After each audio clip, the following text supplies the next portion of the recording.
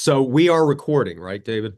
Would you like me to record I'm locally as sorry, well? you are recording. I'm recording. I can also record locally as well, so that if for some reason there's anything weird with the audio being captured on my end, it means there's better audio from me.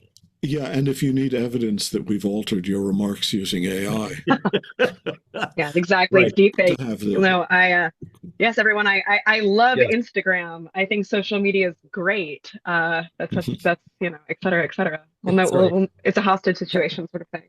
Tara Uh, didn't give us the answer we wanted, so therefore let's put words in her mouth, literally. yeah. So okay. All right, so I'm going to start, and let me get Bloody this time. together. All right. Welcome, friends, to the inaugural episode of Sesame and Lilies, a monthly podcast co-hosted by myself, Eugene McCarraher, and David Bentley Hart.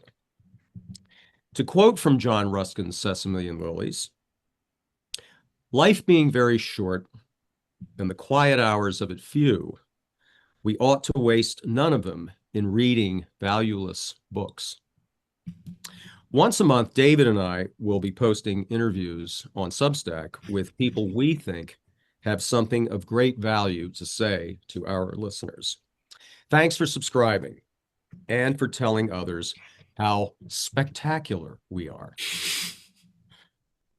Our first guest is Tara Isabella Burton. Tara is a novelist, cultural critic, historian of ideas, and student of contemporary religious culture. She has a Substack entitled The Lost Word, which I would recommend to everyone.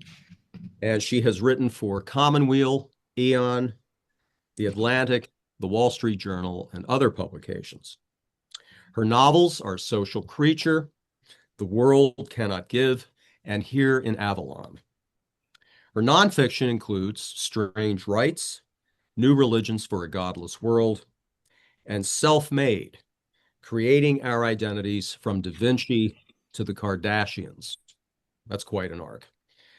Tara's work in progress is a study of magic, technology, and modernity, tentatively entitled The Great Work: How Magic Made the Modern World.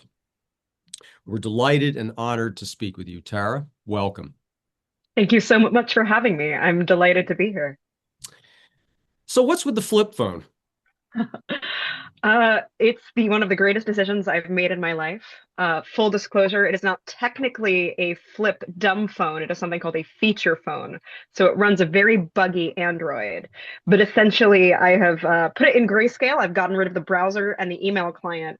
So I have WhatsApp, I have Google Maps, and I admit I have Spotify so I can listen to podcasts. But otherwise, I have no regular internet browsing capacities on my phone. It's a Caterpillar brand phone, a Cat S22. I don't believe they make it anymore. It's about $50 on Amazon. And it has made me both more productive and infinitely happier. And I don't understand why everyone doesn't have one. That's quite a product pitch. Are they paying you to do this? They are not, but I've been experimenting for a few years now with various iterations of flip phones, or trying to have. There was a while where I only had an Apple Watch because I left my actual iPhone at home in a drawer and it would sync and I would talk into it like Dick Tracy, in order to text people with voice to text. I tried everything, and this is in part because I am one of those people who will just scroll Reddit all day when given the opportunity. But I think I think it's kind of, there are obvious reasons why being on social media is bad or being addicted to the news is bad, that we don't necessarily need to get into here. But the degree to which my work already involves having to be plugged into the attention economy or the discourse is such that I see every minute that I'm not actively forced to do that as precious. And I went flip phone, early full flip with this earlier this year, and I haven't looked back. And I'm slowly trying to make as much of my life as possible about not getting rid of access to technology, but being incredibly judicious and tentative about where and how I connect to the internet with all of you. You think Paul Kingsnorth would approve? I read your review of his new book in the Dispatch, and I recommend it to everyone. I had the same, I read it in Galley. I got a Galley of it, and I had pretty much the same reaction that I warmed to a lot of the analysis and the criticism, but there was something about the payoff, the conclusions that he draws that I just couldn't follow him there. Yeah, I was frustrated by the book, and I like him very much. We've spoken on panels together. I think he's generally right, but I think what frustrated me about the book is that it felt that if you extrapolated uh, it, or you took it to its natural conclusion, there wasn't an account of what uh, any kind of good technology. He even, and I don't know if he intended to imply this, but he uses this language of this sort of portcullis of words that falls between humanity and it's unclear between humans and animals after the fall, or whether language itself is some kind of part of the fall. It's not quite clear, but it does seem that he has this vision of all technology or all human attempts at gaining knowledge, doing something with knowledge, to be deeply, deeply rooted into our sinful natures to the point where there's no conception of what human creation might have looked like outside of it. And I can't imagine what, I don't know, pre-lapsarian human technology would have looked like, but it seems that there's no space for that, but that which in a way that doesn't seem to account to why are human beings, like, what makes us in the Imago Dei, what makes us not just animals who are bad at being animals in the way that other creatures are. And I think that his sort of I'm likely to joke all of the time that the internet is full of demons, that the internet is terrible, and he goes out and says that the invention of the internet is a mistake. And in reading that, and I think because I wasn't convinced, I realized I disagreed. And I think that we need perhaps it is so easy to kind of jokingly say the internet is full of demons and we hate it, that I think that sometimes includes real precision about what are we talking about? What's so wrong with being online anyway? And what's the difference between a kind of technology and the attention hijacking of the contemporary sort of algorithmically driven attention economy, and wanting to be godlike in a way that gives us certain kinds of powers and abilities, which is what a lot of the anti-tech language tends to be about, and the reality of, I think, a lot of life in the algorithmically driven, technologified world, which is that, in fact, we are not only not like gods, we're a bit more useless than ever. And so I think I'm glad to talk about it, only because I think it was a book that, in agreeing with it 50%, made me think more precisely about all the reasons I didn't agree with it. You seem to be talking about Paul Kingsnorth's book, which isn't actually a bad place to start. I also saw it in an advanced copy, and I had apparently the same reaction that each of you did. I told him, and I don't know him well, I told him maybe I agreed with about 80% of it, which is, it seems to me a lot of it is obvious enough about the dangers and the pathologies of the moment, and it isn't difficult to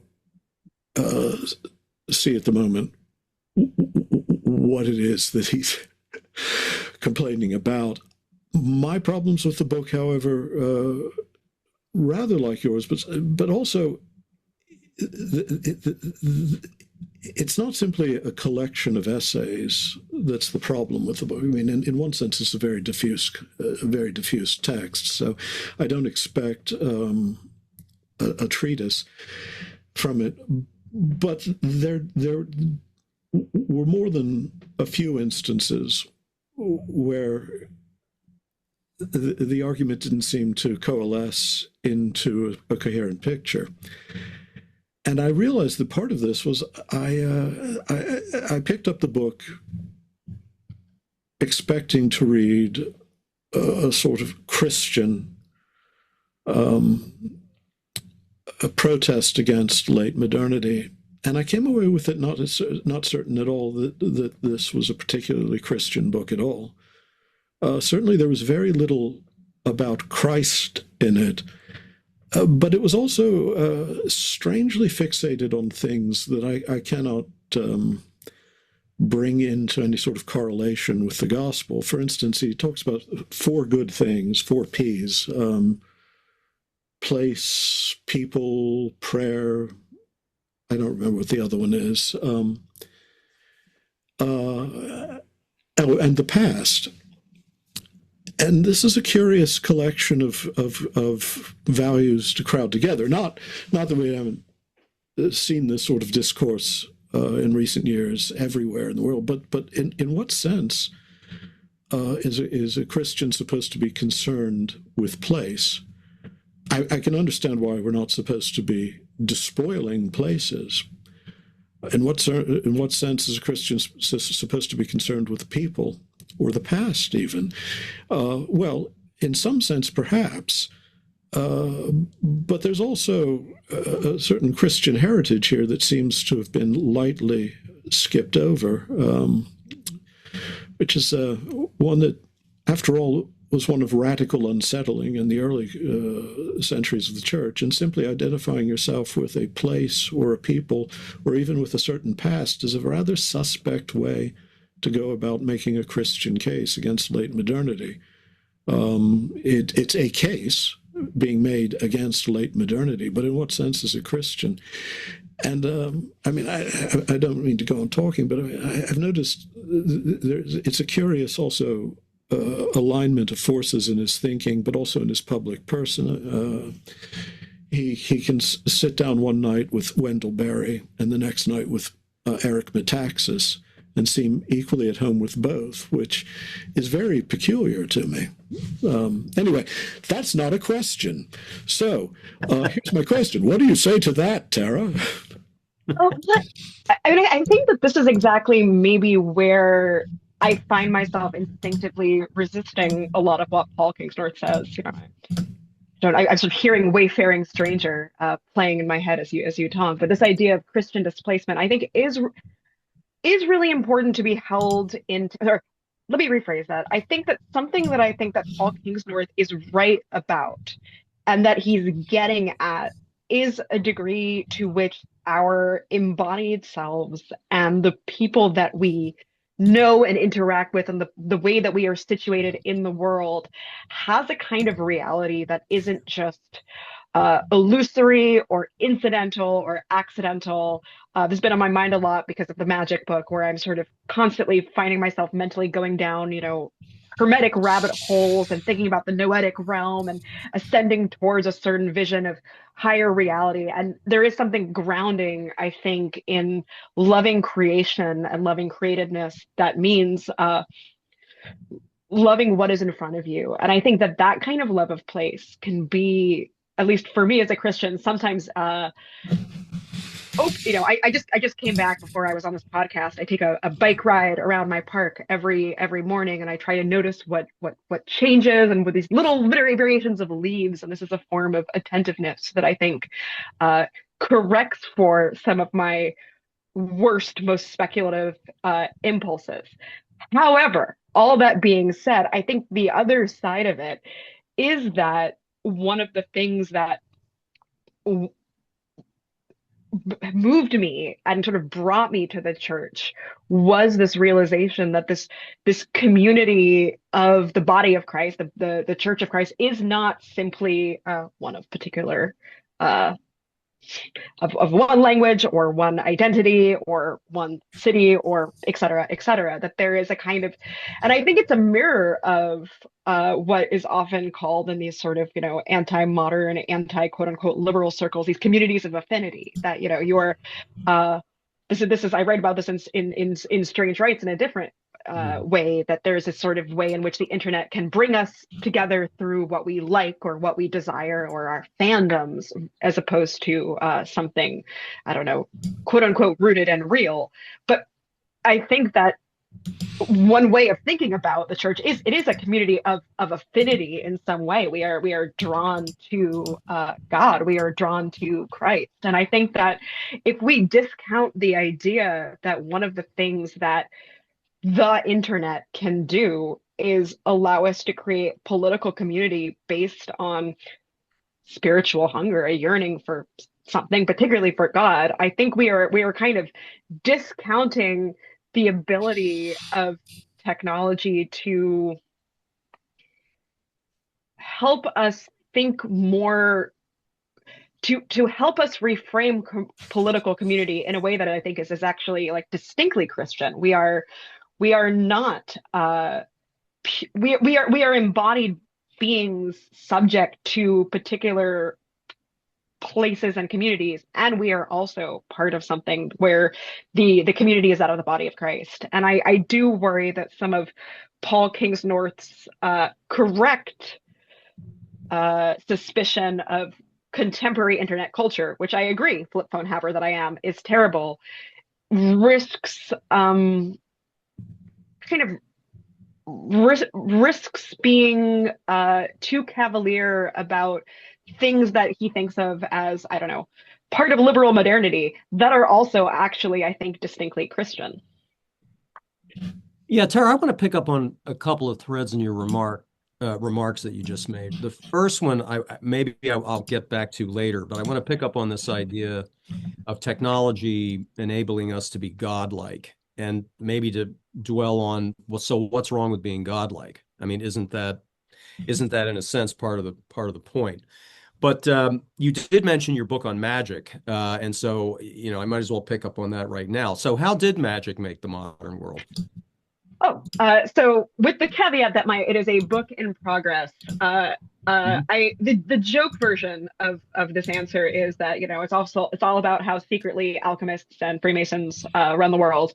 The real answer is that I'm interested in how the rhetoric and imagery and symbol set and implicit metaphysical assumptions around what is often called by scholars the Western esoteric tradition, from late antique Alexandrian Hermetic texts through the Renaissance Hermeticism and the Renaissance Neoplatonic revival, into Agrippa, into, we're skipping a little, Crowley, into the present day, that this is a sort of intellectual and metaphysical lineage that is particularly interested in human self-divinization, particularly transcending the power of a sort of slightly demiurgically conceived creator God, and B, that this valoration of human self-divinization is seen as through both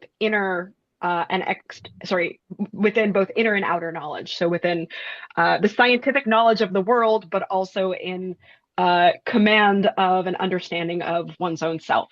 And C, that the world is kind of understood as running on these engines of erotic desire, that this sort of vague eros force that's running through all of us, if you can correctly harness it, you can alter the noetic or the imaginative realm, and therefore you can transform the material realm.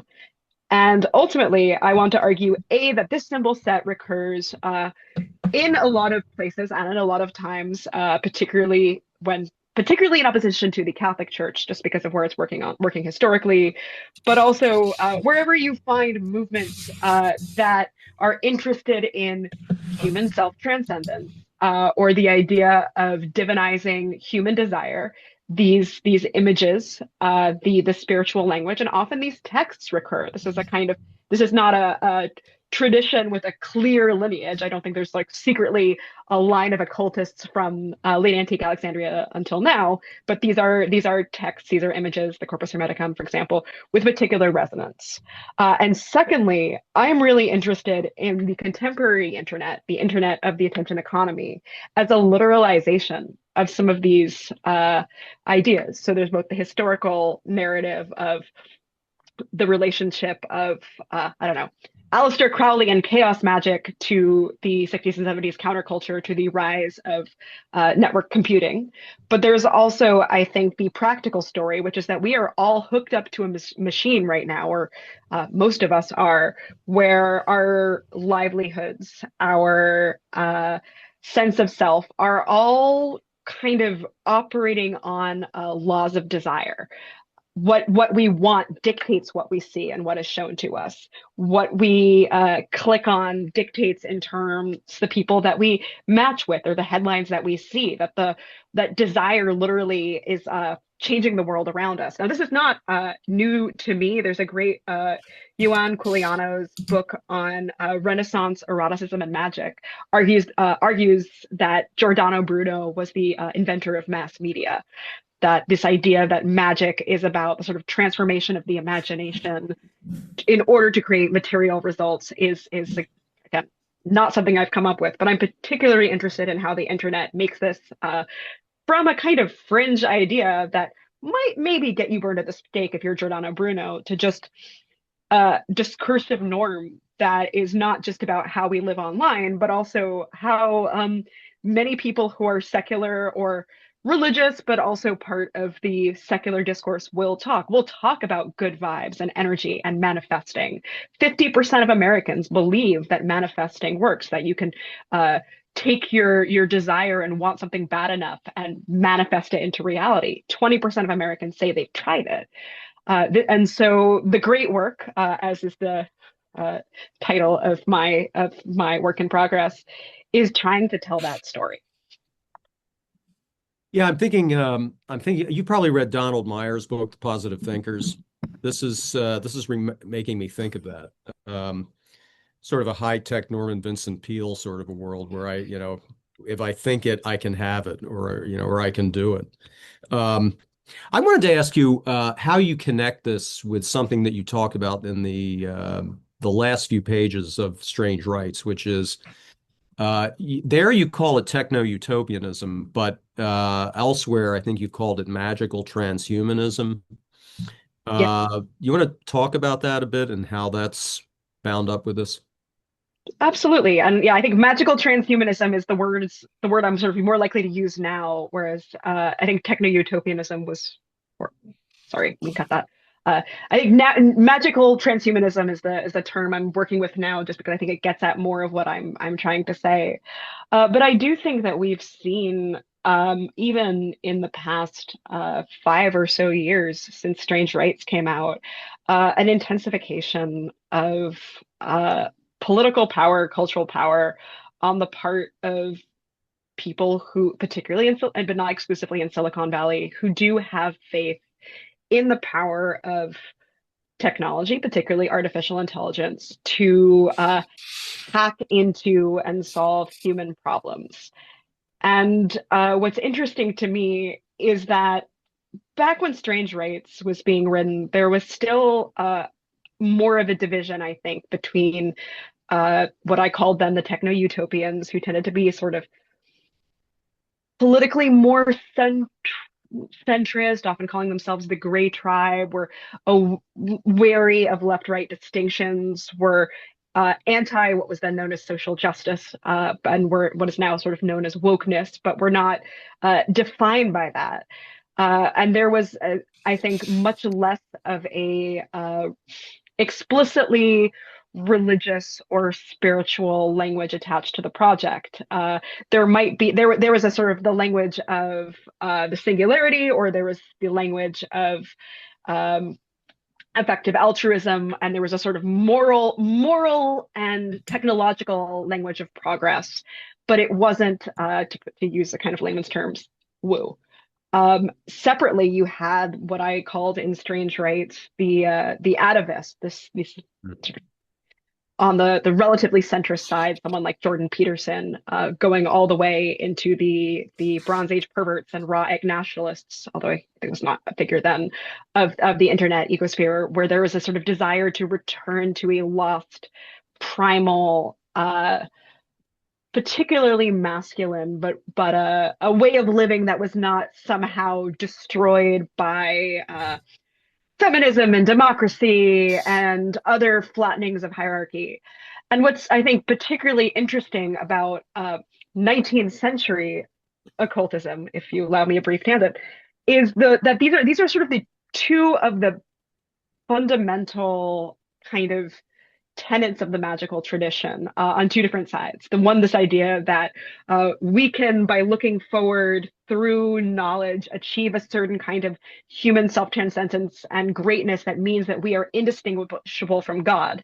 And in a lot of the Hermetic texts, you kind of have this implication that we're even kind of leapfrogging over the creator of the universe. Maybe the creator is like sort of merely a demiurge, is a sort of Gnostic cast on it, but we are leapfrogging over him, and we're going straight to the source. And that's the sort of element one of the magical tradition. But element two is this desire to go back to Eden through our own efforts, that we are going to return to paradise through knowledge. And this is something you find in the Kabbalistic search for the Adamic language, the language spoken in Eden.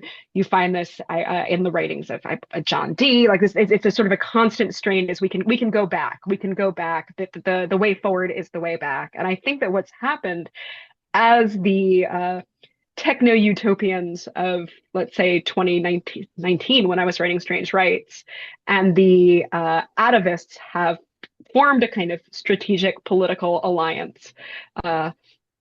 These two elements of the magical story have once again converged. That there's this both a desire for restoration of the true nature of humanity, which is also often conceived of as quite hierarchical, that we are simply evolutionary beings. There's people at the top and people at the bottom, and those at the top are the mages with the authority to be gods, and those at the bottom, well, let's just make them believe what we want them to believe, with the sense that technology will create a sense of human greatness. And I do see in that political fusion, in that cultural fusion, a fusion that I think in some cases is also bound up with a particular version of Christianity. I don't want to make any formal statements about the state of Peter Thiel's soul or his relationship to the Antichrist. Oh, go on, do. Yeah, please do. I mean, it's pretty self-evident, don't you think? I mean, it doesn't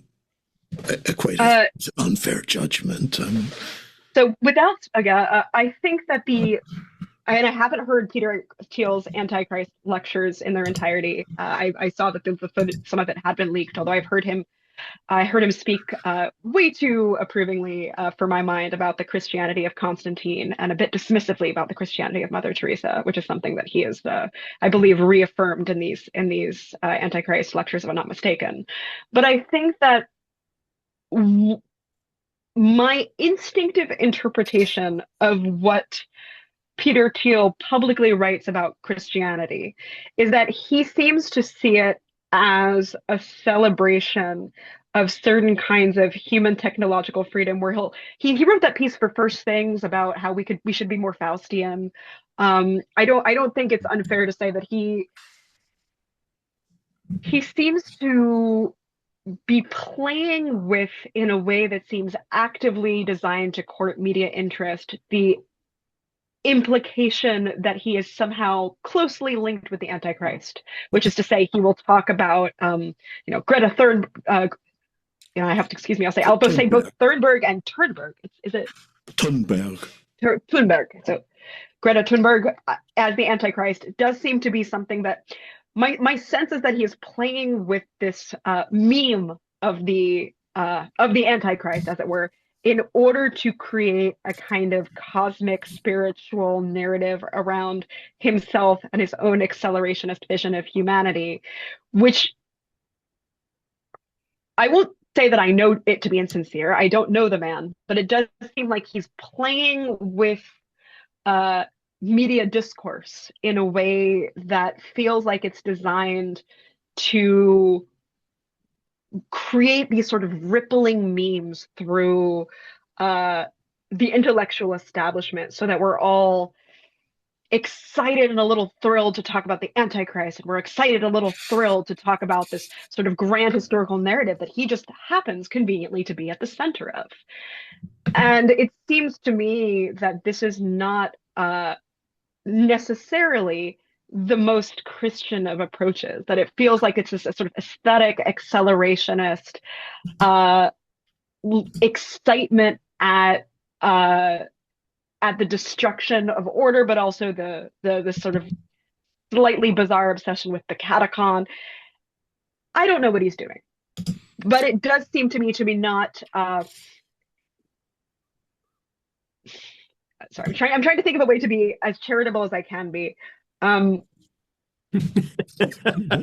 You're here. You're speaking to us. I don't know that like that Faustian bargain, maybe not the worst idea, is the best place from which to start a account of one's public Christianity.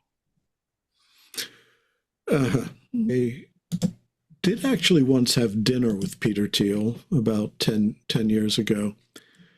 And at the time, I had no idea who he was because I don't actually I don't subscribe to Billionaires Quarterly. So the name was utterly meaningless to me. It was just that he was financing a René Girard conference where I'd been asked to give a talk, and then I was invited to the dinner afterwards. I think just because I had a more prominent public profile than most of the other speakers at the time. I think he's utterly sincere. I don't know if he's ever playful at all. My impression of him, which is, I admit, a difficult thing to form. And he did have an assistant with him who handled many of the details of daily life, like human interaction. And so it was sort of like communicating with him through a kind of alchemist's alembic, you know. So, but you know, we can frame this, in terms of the Hermetic tradition, or the Faustian. It's, I do wish if one is intent on being Faustian, that one paid a little bit closer attention to what the story of Faust or Faustus was, but be that as it may. But I think it's all utterly sincere. Before, though, one begins talking about that tradition and this curious conflation of the idea of Christian transcendence with technological transformation, you have to look at the religious context is not necessarily all that new either. I mean, vying eschatologies, basically the whole history of Christianity. Christian theology began as eschatology. The Gospels, Paul, most of and even the conciliar tradition. I mean, we arrived at the formulae of Nicaea and Chalcedon, principally in order to make sense of certain eschatological claims regarding union with God and the transformation of persons in Christ. And he fits right into that tradition, and you could put him, and not just him, but a great many of the voices now that have become oddly prominent in public discourse about Christian identity, sort of in the Kingdom of Münster tradition. I mean, it's a chiliasm.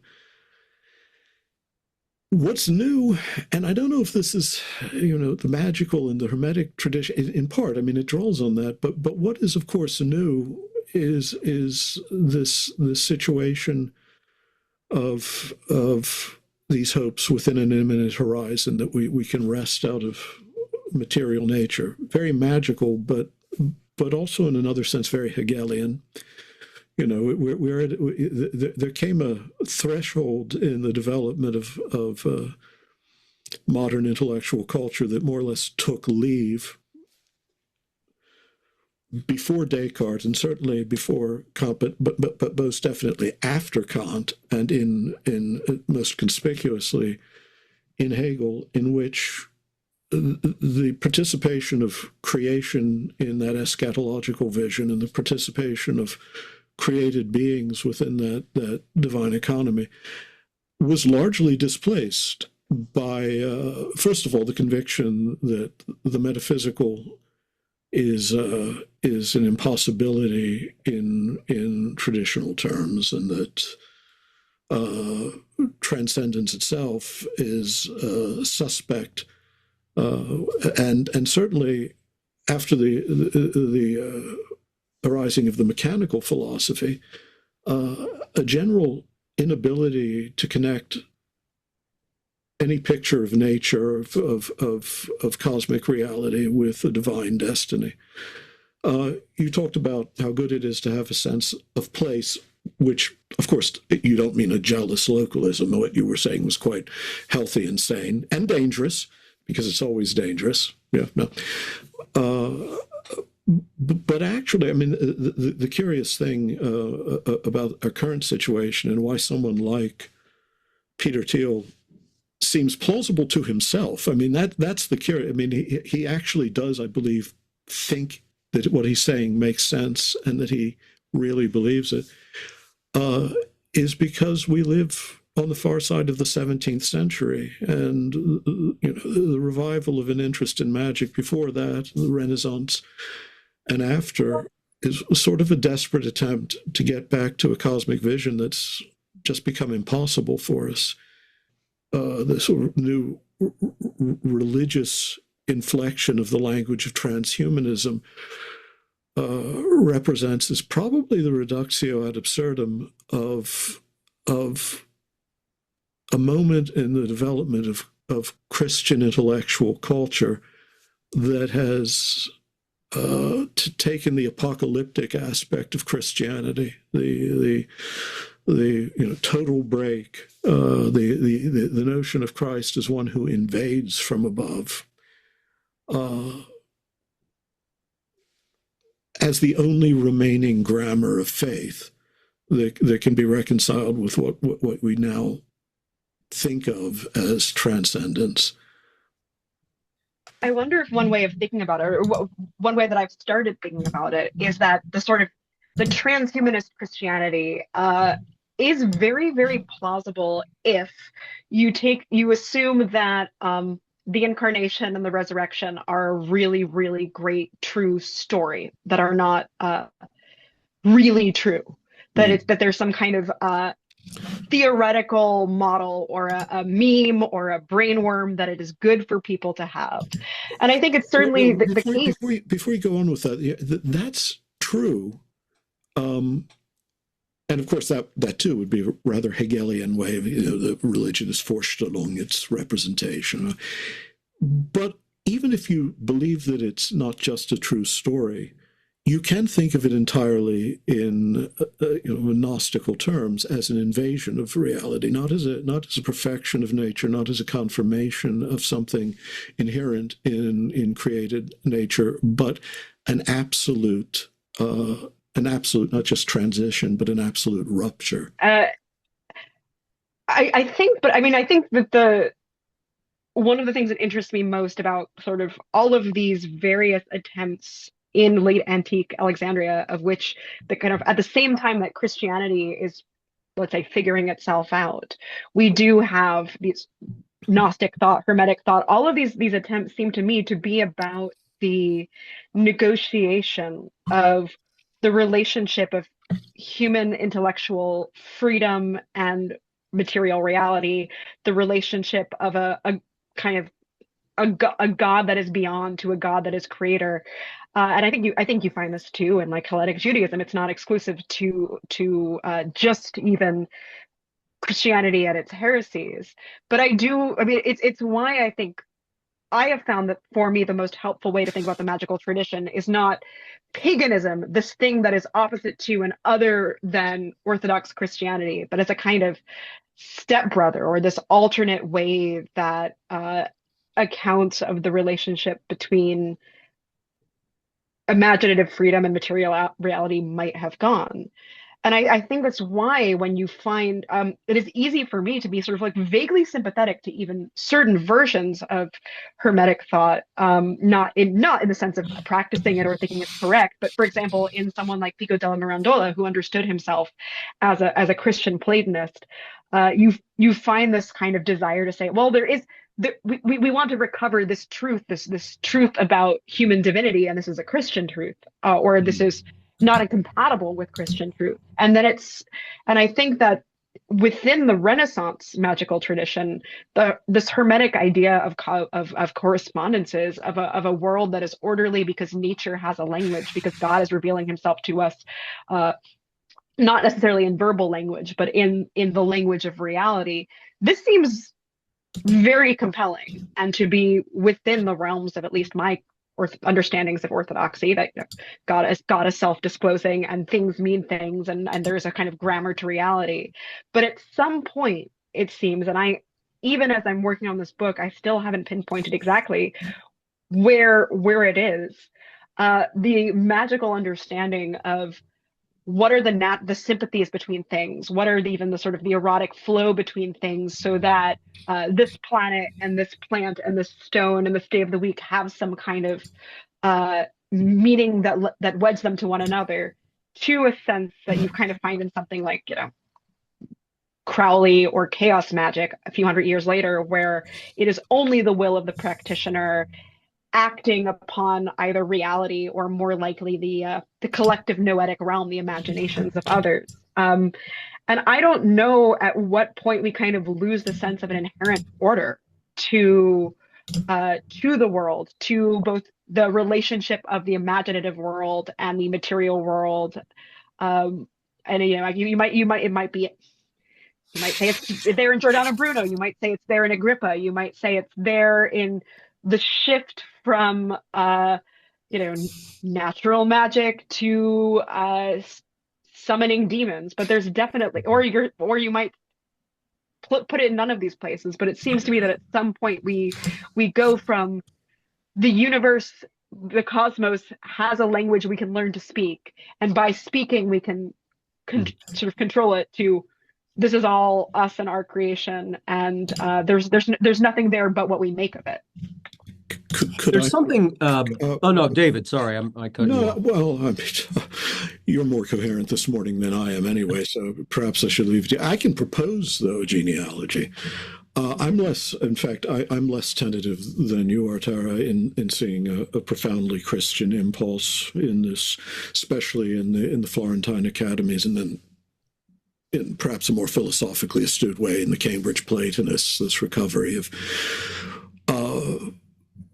wanting to see, if not occult sympathies, nonetheless, as you say, erotic, even logical sympathies. But there is a threshold moment in the development of Western intellectual culture, at the threshold of modernity, where all of these sympathies, all these bonds, these scales of nature that we can mount up from the earth to heaven, are torn away, and it begins with a seemingly humble project, at least outside the realm of theology. I mean, in the realm of theology, you can perhaps see it already taking shape in the 14th century, and with the rise of nominalism and a voluntarist picture of God that severs the shape of creation from the divine nature and the divine image, and that in the fullness of time creates an understanding of the human will too, because the picture of the divine will becomes the paradigm that migrates into our human understanding of freedom. And so that, today, I would say most of us presume a sort of purely libertarian model of rational freedom that is simply the translation or the immanentization of an understanding of absolute divine liberty, But of course, it also is the beginning of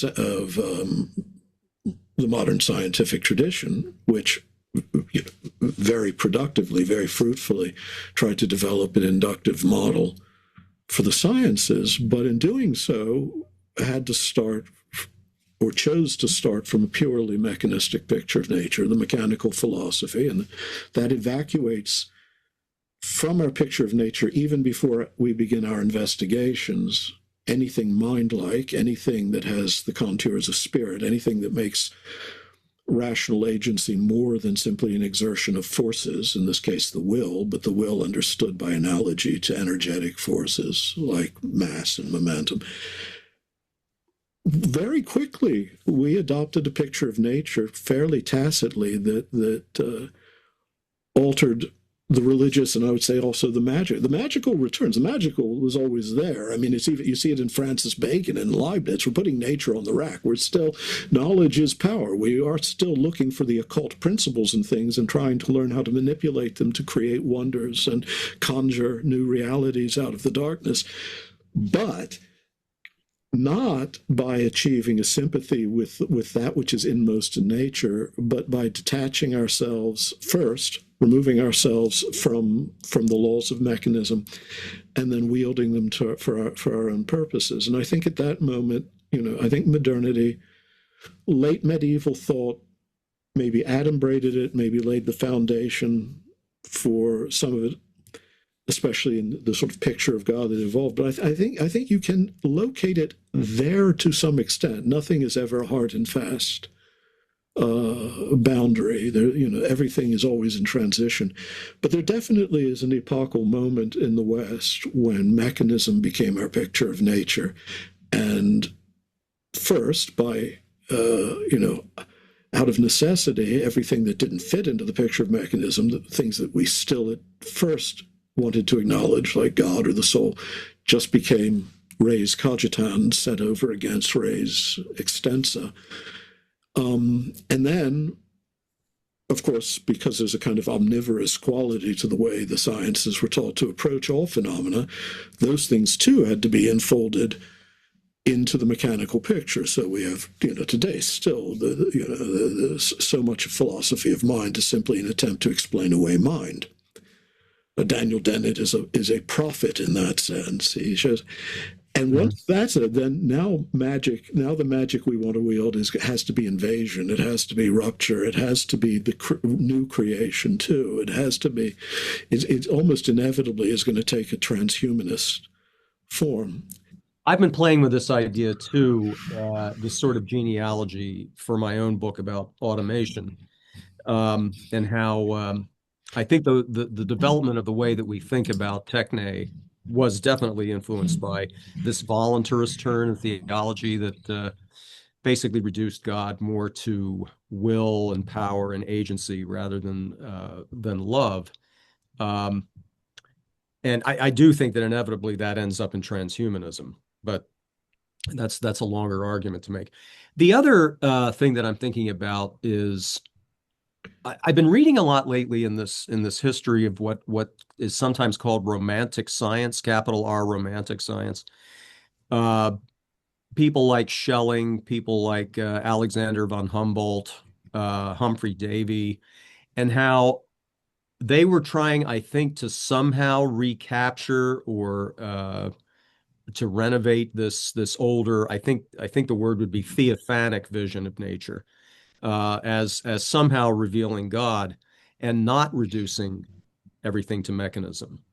Do you talk about that at all, or do you think that would have any sort of relevance to what you're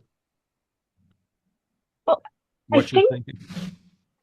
A reservation I have about the account that we're simply there's this mechanistic turn, and then we become, we're putting Bacon style nature's on the rack and we're torturing her, and that is what is making us gods. Is it seems that there's this other part of the story that I'm still wrestling with, which I think so much of the, and again, the magical tradition is a loose term, esotericism is a loose term, but the sort of post-Paracelsian, post-Jacob Boehmian, I almost want to say Bohemian, that's not quite right, Bohemian sense of Chemist. There we go. That's much better. Sense of there being a kind of, we can see God's signature in the world.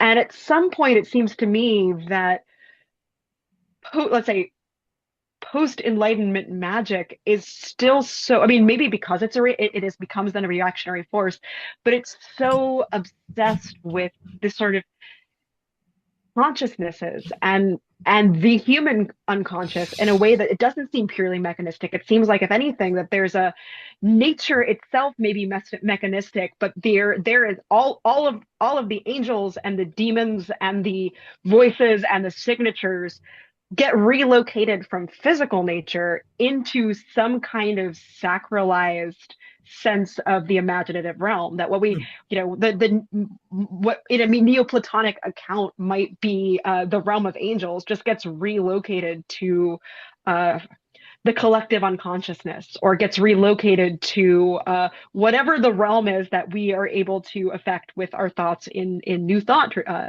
traditions, where it's, maybe it's not programmatically given.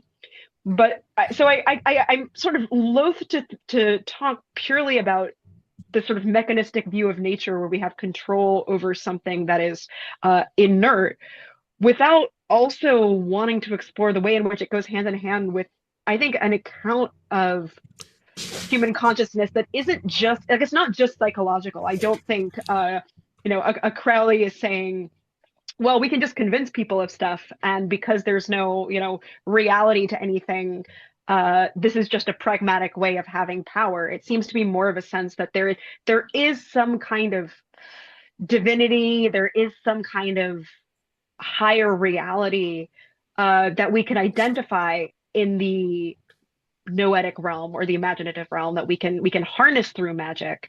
That's special in a way that isn't simply just the relative nihilism of I don't know, Soviet propaganda. Yeah, but that more or less confirms the diagnosis, right? Because of course, the paths of resistance are always there, and the desire to escape from this picture, the more confining it becomes, is not going to take one form. And it's like, well, it's as Hododin said, where the greatest danger lies, there also the healing power is growing. But still, the point to focus on there, it seems to me, nonetheless, is that resituating the realm of the magical away from a complete cosmic sympathy into a sort of Cartesian or even Malebranchian occasionalist. The power we have over nature is exerted externally. It's not simply. It's not that people have all bought into the mechanistic picture of reality. It's that so many of us presume it without meaning to buy into it, and so when we resist it. The ancient distinction between magia and goetia sort of collapses here. If you wanted to break it down to an overly formulaic way of seeing it, so that when the realm of finite things, the principle of contradiction holds, right? And the difference between magia and goetia in the old is that there are two realms where it doesn't, where there's a coincidence of opposites. One is in the divine realm of the all, the plenitude. And magia, supposedly through a kind of prayerful invocation and sympathy with that highest and most inmost principle, it can affect reality, but also participate in the structure of reality and flow with it and divert its flow and all that. Whereas goetia, it's working in the realm of the purely material and chaotic and trying to wrest forms out of.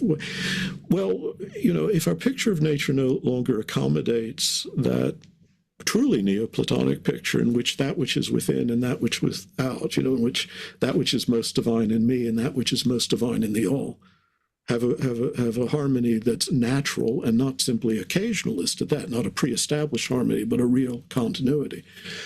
Then among the paths of resistance that seem to be inevitable, that answer the pathos of that human longing for transcendence, we're going to get, and we have gotten, things like transhumanism. But everything you're saying is absolutely right. I mean, I just think that, the sort of magical thinking and hermeticism of, well, not because about Aleister Crowley, I mean, it was a horrible human being and a bit of a mediocrity intellectually, but I see it in the perennialists. I mean, with this rigid reassertion of hierarchy and the esoteric traditions.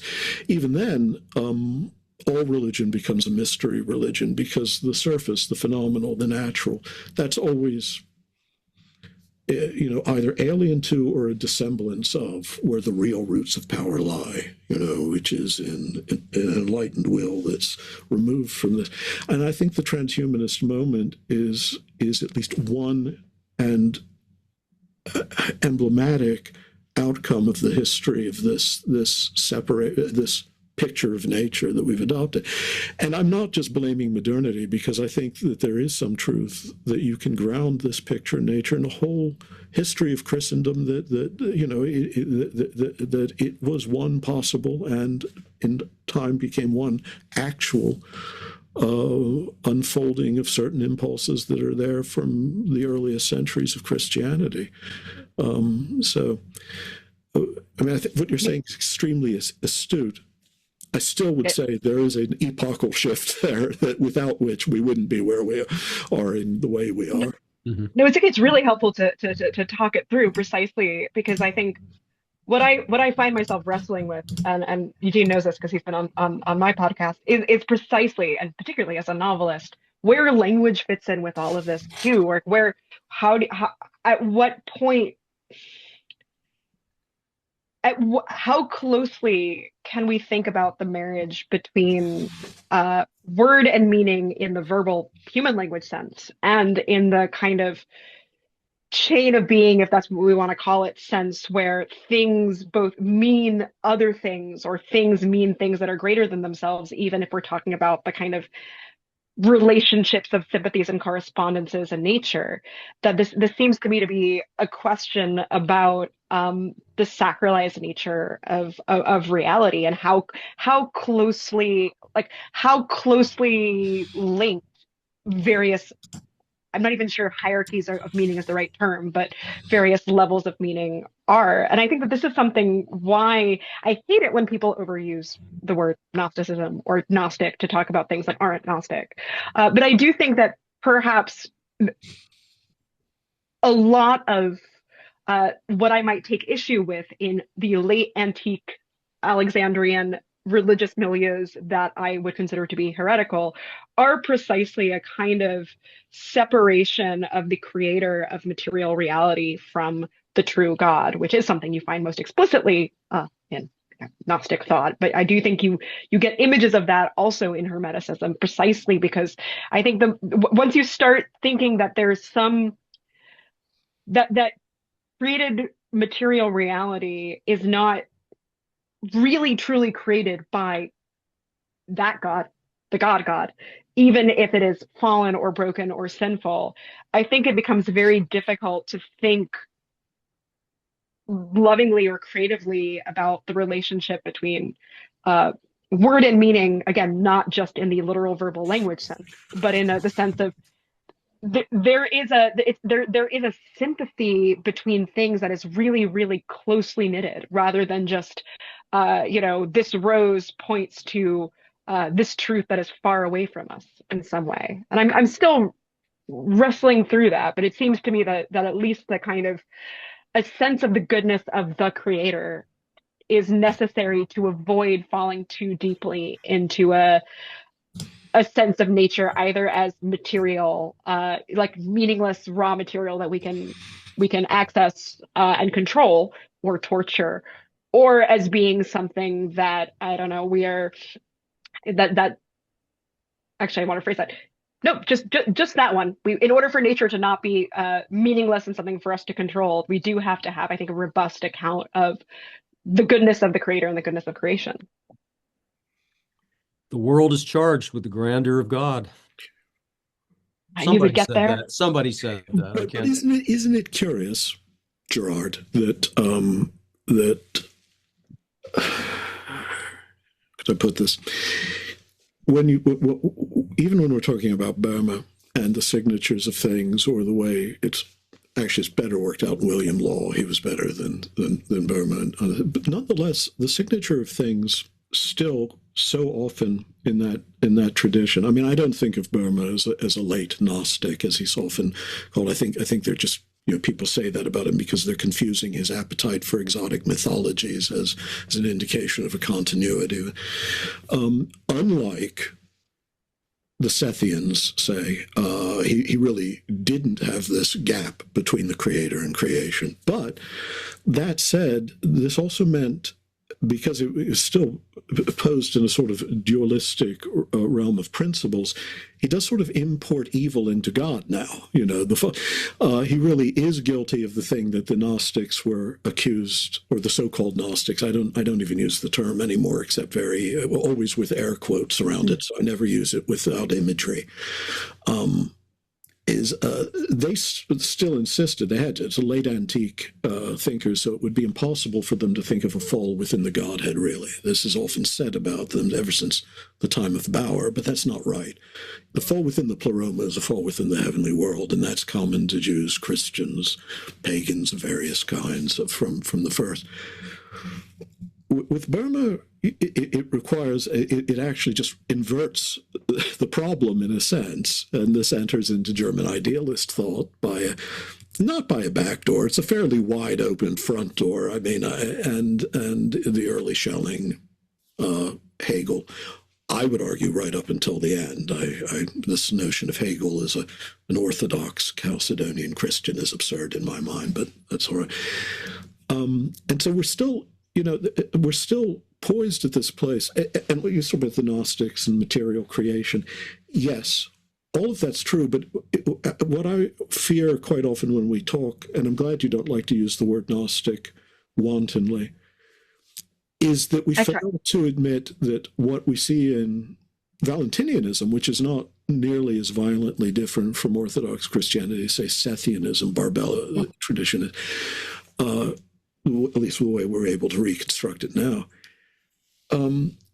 is still the exaggeration of things that are right there in Pauline and Johannine Christianity from the first. I mean, when Paul says the flesh and blood can't inherit the kingdom of heaven, kingdom of God, he's not speaking, this is not a synecdoche for fallen nature. He is very much a late antique Hellenistic Jewish thinker who's been influenced by both Platonism and Stoicism at a time when there were really, all the schools were sort of on a continuum. And he means what he says, that there is mortal flesh and mortal blood, and it has no place in the kingdom. Now, at the same time, he's asserting that all of creation will be glorified in chapter 8 of Romans. But there's, the tension is there from the first, or in the Gospel of John, there is a God of this world, there's a prince of this world, an archon to cosmo, and who has to be overthrown, and this is a realm of darkness into which the light has descended, and the darkness does not comprehend it. And Jesus is quite clear about this. He can deliver the words of the Father because he's the one from above, whereas you are from below. So I mean that too I want to emphasize is what you're saying about, but the tension. I don't think we're going to be able to locate it even at that division, late Alexandrian gnosis from the Christianity of the first 3 centuries. I think we have to realize that there is this tension from the beginning that Paul ultimately resolves eschatologically. In some sense, God will be all in all, and all the powers will be, well, we say subjected to him, but, hypotaxis can just mean placed in order again. And not in the Genonian sense of, the right race and the right caste at the top of the pile, but, that there is a cosmic order that will be restored, and there is that. And actually, I think you'll find that that's true of the Valentinians too, the more we know about them. But at the end of the day, that late Alexandrian gnosis that you'd call heretical, I would simply call the extreme expression of something that was, and in the first 3 centuries, what is orthodoxy? I mean, Nicaea, most of its principles are based on the thinking of Origen, and yet at the same time, it's a clean break with the Alexandrian subordinationist notion of the Trinity and how, and so the transcendence of God becomes greater after Nicaea than was the case when there was a kind of metaphysically perhaps unrefined notion of a continuity between the hierarchy of the divine life and the hierarchy of creation. So I don't know if you're ever going to be able to locate this with absolute precision. I'm just throwing in my 17 cents. It's inflation. But I think this is why it's so interesting. I mean, I don't think I could work on this book for 20 years, and I doubt I would ever find I've the been working precise on that point. book for 20 years. You just Well, but I mean, I think that's why teasing out those. It seems to me that the teasing out of the minor distinctions between various accounts of the relationship between material reality and divine transcendence and whatever is going on with human ingenuity, which also is something to do with the logos, to be very sort of informal about it. It seems like it's always that's what drew me to studying theology, was because, when I was 18, I just thought that was really cool. And even as an adult, it seems to me that these minor variations in how we talk about and think about these things do and can lead us to perhaps drastically different kind of ultimate results. And I think that it is interesting to me to go back to someone like Peter Thiel, or I don't know, I was in San Francisco a couple of weeks ago at a post-rationalist group house conference full of cyber feminist witches, which was very interesting. But one of the things about that experience is thinking, must have been fun. That's I had a one great way to time. put it. But